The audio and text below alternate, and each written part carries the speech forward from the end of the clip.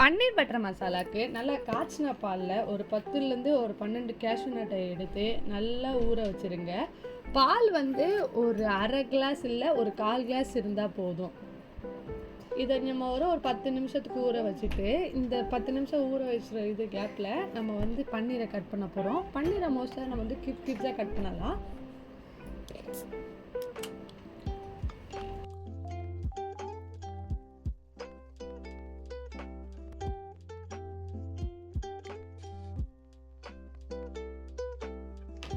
Onion, tomato, அப்புறம் வந்து garlic. இதில் வந்து ஜிஞ்சர் ரொம்ப தேவை அப்படின்னா நீங்கள் யூஸ் பண்ணிக்கலாம். டொமேட்டோ ரொம்ப 3 போதுங்க. நம்ம அரைக்குறையாக இது பண்ணாலும் பிரச்சனை கிடையாது, ஏன்னா நம்ம மிக்சியில் தான் போட போகிறோம்.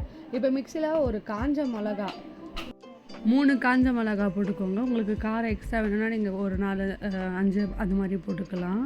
காஞ்ச மிளகா போட்டு பூண்டு போட்டுட்டு